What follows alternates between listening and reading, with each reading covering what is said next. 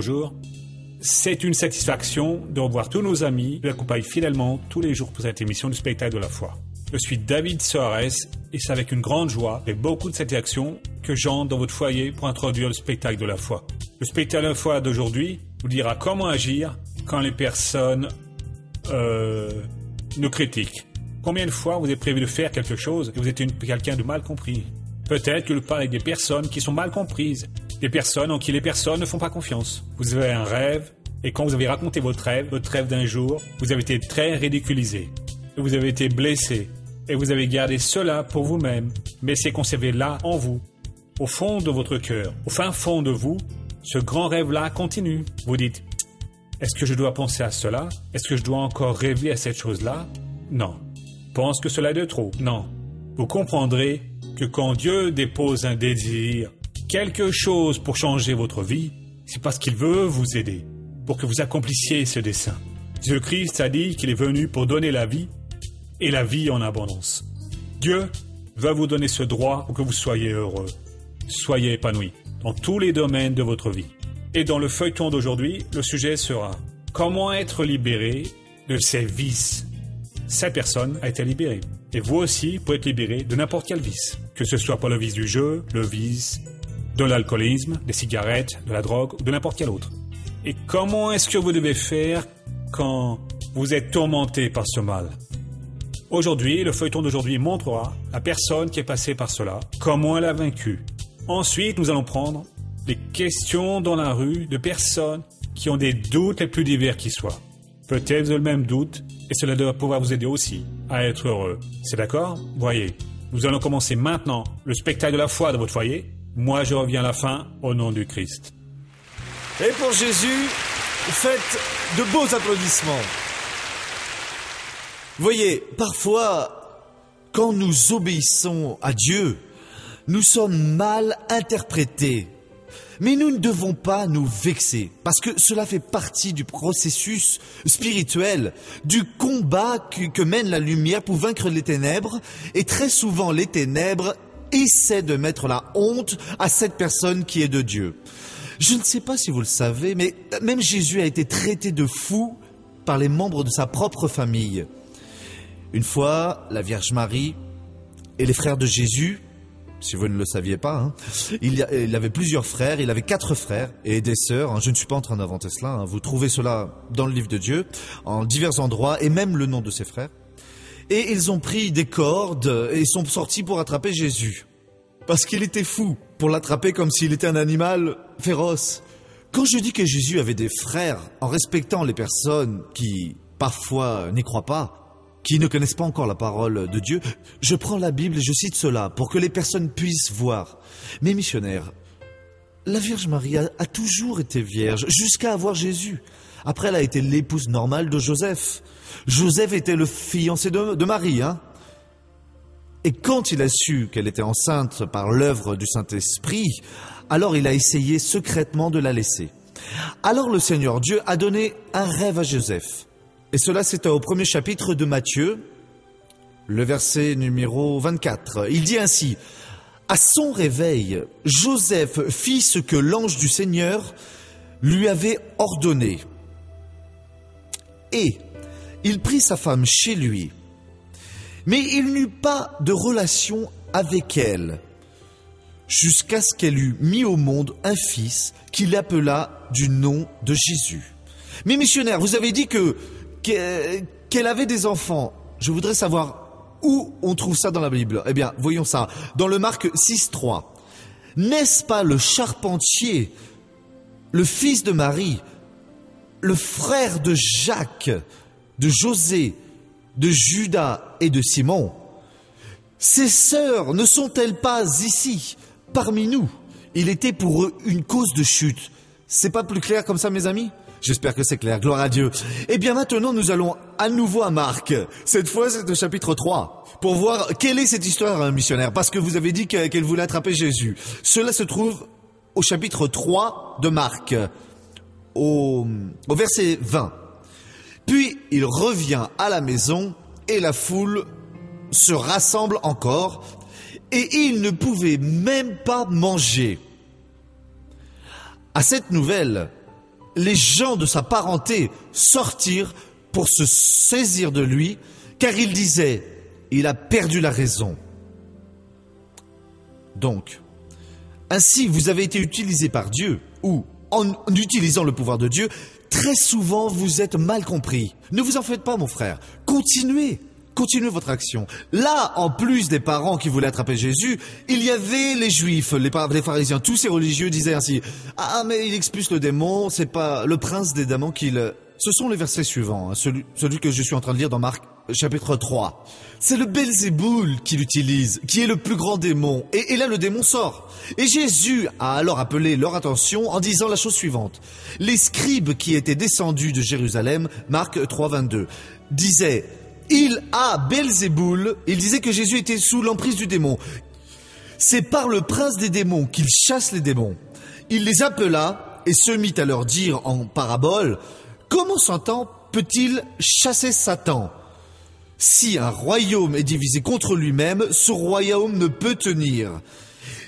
Et si une maison est divisée contre elle-même, cette maison ne peut tenir. » Si donc le Satan se dresse contre lui-même, il est divisé et ne peut tenir, c'en est fini de lui.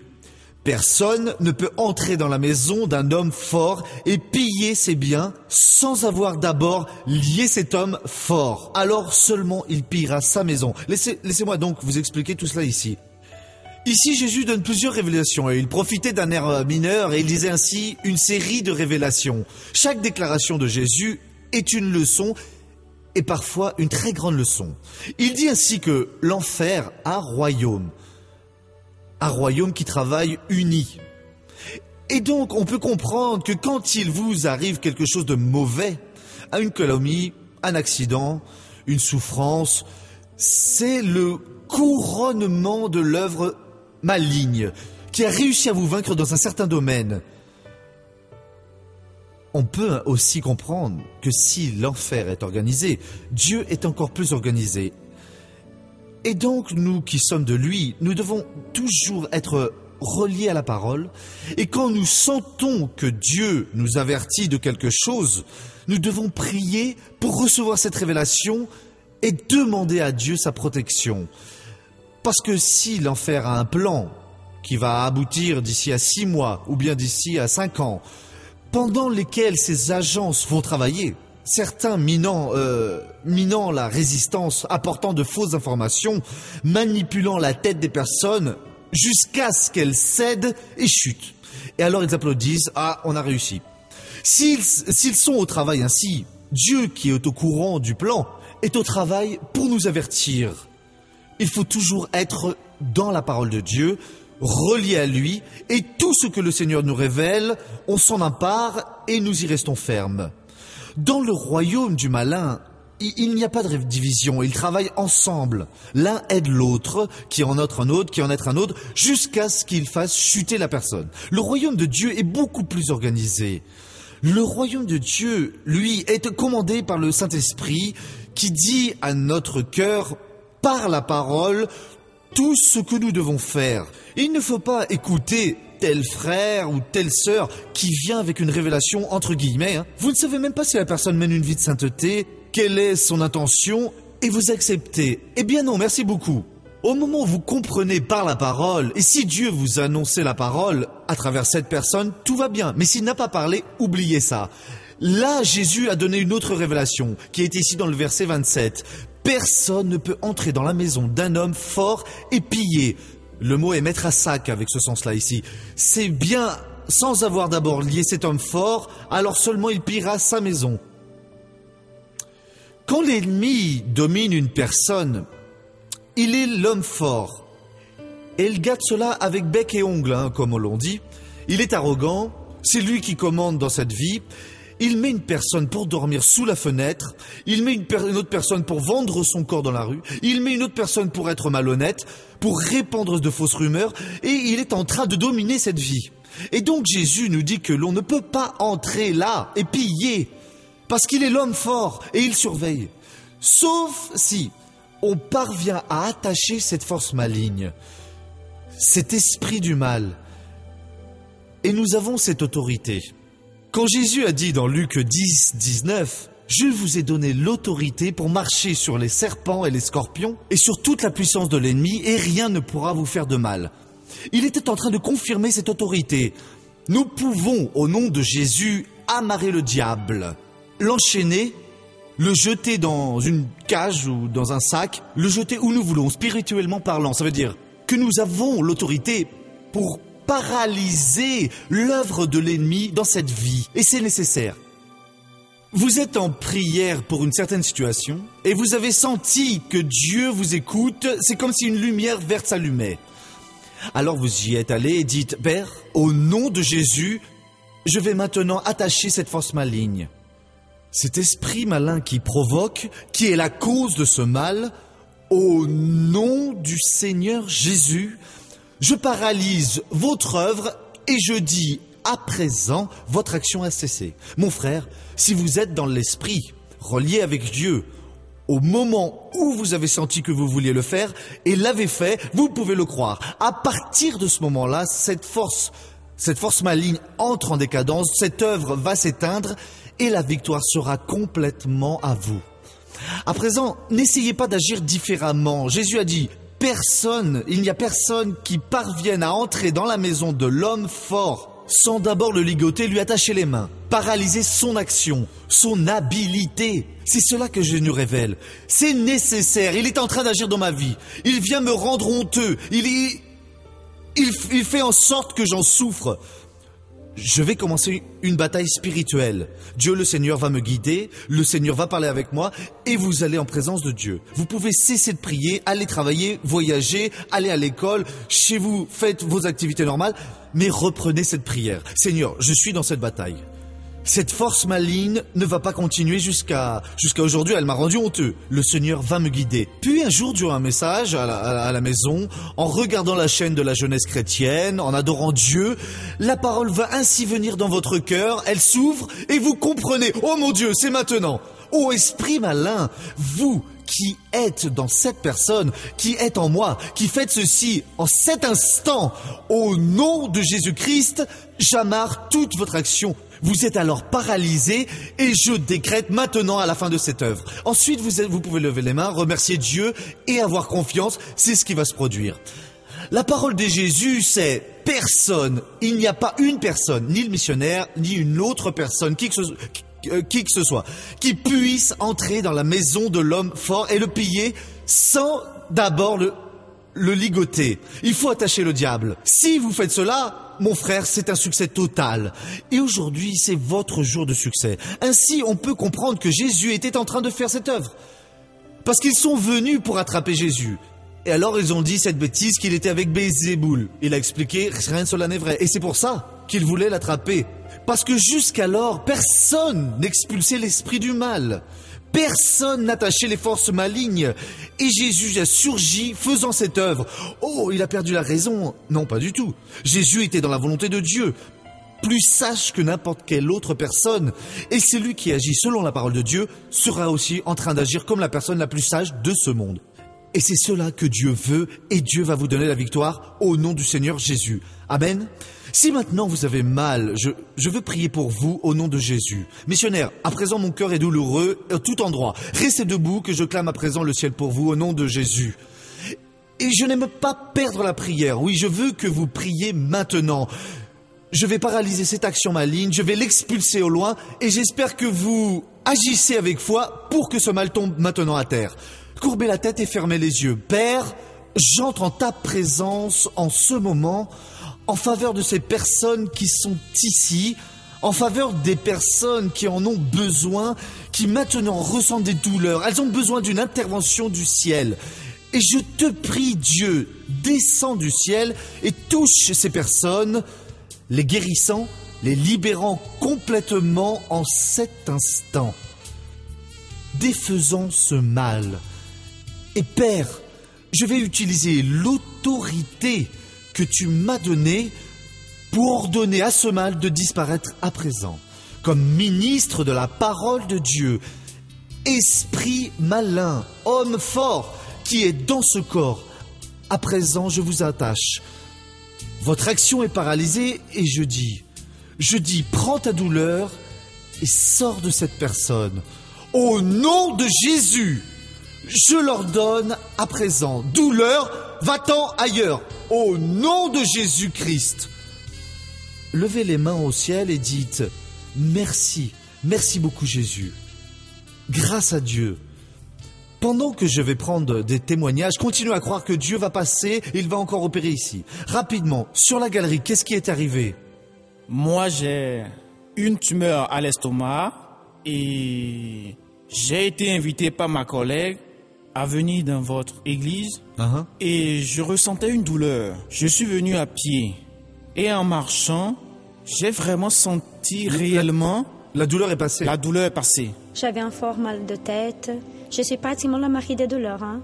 Une douleur à l'estomac, mal de tête, mal aux jambes, mais grâce à Dieu, il m'a guéri. Et à présent, sans douleur. Je ressentais une douleur ici à l'épaule, très forte. Maintenant, c'est passé? Oui. Une forte douleur au-dessus de la poitrine et jusqu'à mon dos. Je supportais même plus de respirer. À présent, c'est passé? Normalement. Bien. Ça faisait 30 jours que j'avais mal aux jambes. J'ai un problème de varices, mais maintenant... Et c'est non, passé à c'est présent. passé. Grande douleur dans les deux jambes.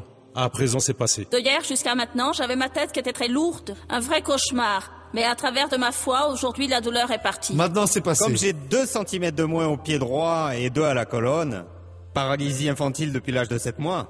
Et quand je me suis assis, depuis que je suis arrivé ici, je suis en prière. Et là, j'avais mal au dos, à cause des 2 cm en moins. Mais là, gloire à Jésus. Et c'est passé. Gloire à notre Dieu. Jésus, Alléluia. rallonge la jambe de cet homme. Je suis sauvé, Guéris au nom aussi de ce Jésus. mal aussi. Amen. Moi, j'avais mal à l'estomac il y a plus de 2 mois. J'allais à l'hôpital pour prendre un sérum, mais je supportais plus cette douleur. À présent, c'est passé. Je sens plus rien. Grâce à Dieu.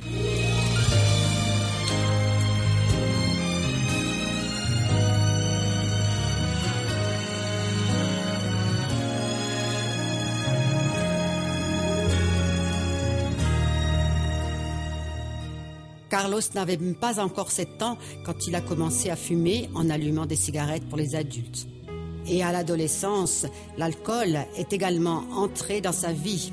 J'ai commencé à boire entre 13 et 14 ans. Je travaillais dans une poterie. Et là, il y avait un autre garçon, un homme en fait. C'est lui qui m'a donné ma première boisson alcoolisée. Il préparait la boisson chez lui et il nous l'a donnée et on buvait. Il buvait socialement, comme il disait, voyez. Passé un moment, quand je suis allée vivre avec lui, c'est là qu'il a commencé à montrer qu'il était vraiment alcoolique. Nos 2 premiers enfants sont nés et moi j'étais déjà alcoolique. La plupart du temps, quand il rentrait du travail, il arrivait déjà bien ivre. Il rentrait à la maison dans cet état-là. Ma mère se disputait avec lui. J'ai commencé à dormir dehors, j'ai même mangé du verre. Alors on m'a conduit dans un centre de spiritisme parce qu'on m'a dit que j'étais médium et qu'il fallait développer ça. Alors j'ai commencé, les choses ont continué à empirer et j'ai eu 4 enfants de plus. On est arrivé à un point où il n'y avait plus rien à manger à la maison parce que je supportais plus de travailler, où ce que je gagnais, je dépensais tout au bar. Alors on est arrivé à un point où on a appris qu'au marché de gros, il y avait des aliments qui jetaient dans des poubelles et qu'on pouvait en profiter. Alors ma femme a commencé à y aller en premier, elle a commencé à fouiller les poubelles, à chercher des choses à rapporter pour qu'on mange. Et puis j'y suis allé avec elle. Ce furent plus de 20 ans de souffrance jusqu'à ce que Carlos vive une expérience avec Dieu. Et là j'étais en train de regarder la télévision et d'un coup j'ai senti comme si on me parlait. Ferme la porte et éteins la télévision. Alors je l'ai fait, après j'ai ouvert la Bible, je ne connaissais rien de la Bible et j'ai ouvert au psaume 121 et là j'ai compris que le Seigneur parlait avec moi et j'ai lu le psaume 121. Je lève les yeux vers les montagnes, d'où me viendra le secours? Le secours vient du Seigneur. Et il a continué à parler avec moi. Toi aujourd'hui tu vas à l'église. Alors j'y suis allé, j'ai fermé la porte et comme ma sœur allait au culte tous les dimanches, je suis passé à sa maison, J'ai appelé ma femme qui m'a dit « T'es malade d'aller à l'église? J'y vais. » Arrivé là, et puis là, ce jour-là, elle est allée à l'église, je suis allé avec elle. Et depuis ce jour-là, lors du premier culte, Dieu a déjà utilisé le pasteur à cette époque-là. Le pasteur, il a dit ce qui était en train de m'arriver et pourtant il m'avait jamais vu et ça a attiré beaucoup mon attention. Alors j'ai commencé à voir qu'il était en train de changer. J'ai vu mon père ne fumait déjà plus. Et puis il a commencé à diminuer la boisson. Il ne buvait déjà plus comme avant. Il a diminué. J'ai dit bon, il est en train de changer. Il y a quelque chose de bon qui se passe. Alors j'ai commencé à aller à l'église, regarder le missionnaire et rechercher avec lui pour ma mère. Vous savez. Alors ma femme aussi, vu que le temps passait, on a insisté pour qu'elle y aille et elle a commencé à y aller à contre-cœur. sans aucune bonne volonté. Mais la parole commençait à faire son œuvre avec elle aussi. Même si, quand elle rentrait à la maison, elle ne voulait pas entendre le missionnaire. Elle était en colère contre le missionnaire, oui. Sauf qu'elle allait s'allonger sur le lit et moi je regardais le missionnaire. Alors elle s'allongeait et se couvrait la tête. Mais comme dit la parole, la foi vient en écoutant et non en voyant. Moi j'avais la tête couverte, mais mes oreilles étaient grandes ouvertes. Et la parole a aussi touché mon cœur. Et alors j'ai compris que tout ce que le missionnaire prêchait était réellement ce qui se produisait dans notre vie. Aujourd'hui, nous vivons comme des amoureux. Dieu a transformé ma vie comme ça, d'une heure à l'autre en fait, parce que cette chose c'était comme un cauchemar qui finirait jamais. Mais quand j'ai entendu la voix de Dieu parlait avec moi dans mon cœur, et j'ai bien senti que c'était Dieu. À partir de ce moment-là, j'ai senti que réellement Dieu était avec moi. Que c'est beau, mes amis! Quelle fin heureuse! Hey Carlos! Ça veut dire que vous êtes arrivé au point de prendre les restes sur le marché de gros. Je rends encore grâce à Dieu parce que je pense que ça venait de Dieu aussi. Vous voyez? Et ça l'était réellement. Je veux dire, vous étiez dans une telle situation que c'est le mieux que Dieu pouvait vous donner, hein, dans cette situation pour que vous puissiez survivre. Et après que vous avez compris l'évangile, tout cela... après avoir pris la connaissance de la parole de Dieu, oui. Parce qu'on ne savait pas, on n'avait aucune compréhension. Ma mère, je viens d'une famille d'alcooliques. Mon père est mort de l'alcool. Ma mère, elle aussi, elle est tombée dans l'alcool. Alors, quand j'ai commencé à connaître l'évangile, la parole de Dieu, j'ai vraiment vu que ce chemin-là était mauvais. À une époque, vous étiez malade sans même pouvoir travailler. J'étais malade, j'avais un problème au dos. J'arrivais même plus à me lever du lit. Depuis, avec Jésus, tout va bien. Après, avec Jésus, tout Maintenant, va laissez-moi parler avec l'épouse. Ça veut dire que madame, vous ne pouviez pas voir ma tête, non? C'est la vérité. vous couvriez votre visage. Et aujourd'hui, combien de doivent faire cela, hein, mes amis? Cela, c'est une action du malin. Mais la foi vient en écoutant la parole et vous avez grandi dans la compréhension. Grâce à Dieu. Et Dieu a libéré. Grâce à Dieu. Jésus, merci beaucoup et gloire à Dieu.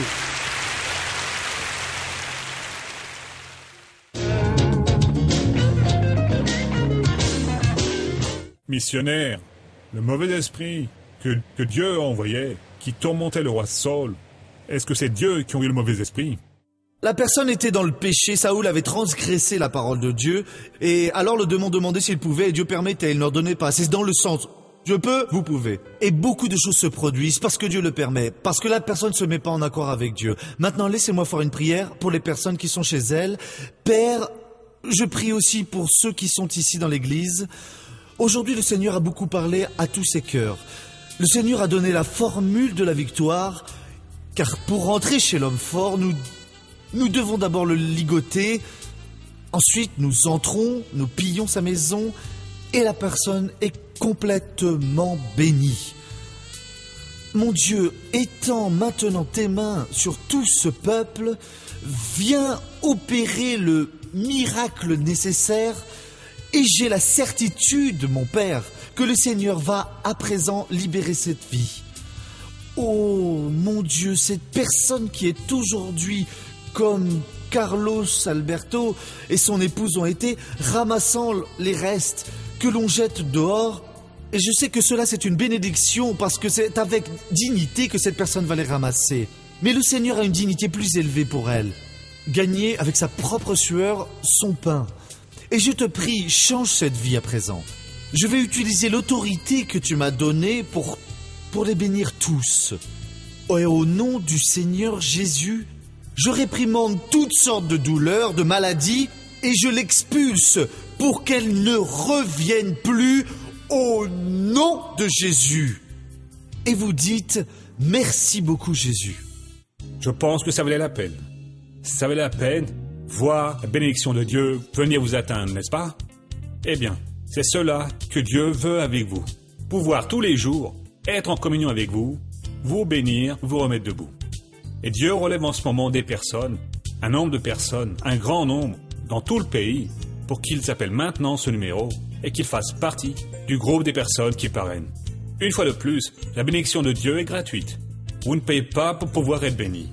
Et le fait que vous contribuiez à son œuvre, ceux-ci ne vont pas meilleurs que celui qui n'a pas contribué. À présent, s'il vient pour vous appeler, il appelle comment? Par les sentiments. Vous écoutez la parole et vous ressentez. Mince, cette émission ne peut pas cesser. Mince alors.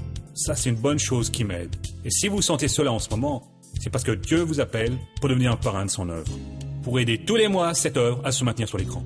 Et comment je fais pour parrainer son œuvre? Appelez maintenant son numéro et obtenez des informations. Vous dites, voyez, J'ai senti de Dieu que tu devais être un parrain de cette œuvre. Je veux savoir comment faire. Toutes nos standardistes vous donneront toutes les informations utiles avec gentillesse pour que vous puissiez devenir un parrain de cette œuvre. Vous aussi qui désirez, mettez votre nom dans les demandes de prière ou envoyez un email. Ceci est notre adresse qui apparaît sur votre téléviseur. Vous pouvez l'envoyer dans votre langue. Nous en ferons la traduction et nous vous répondrons dans le plus bref délai avec gentillesse, sachant que Dieu nous fait venir pour cela, pour que l'on vous aide à connaître la vérité. Quand vous connaissez la vérité, vous êtes libéré de ceux qui vous emprisonnent. C'est d'accord? Voyez, nous sommes déjà arrivés aux dernières secondes de cette émission. Je vous embrasse tous. Nous revenons toujours à ce même horaire, sur cette même chaîne, sachant que Dieu est avec nous et donc personne ne pourra être contre nous. Que Dieu vous garde et à bientôt.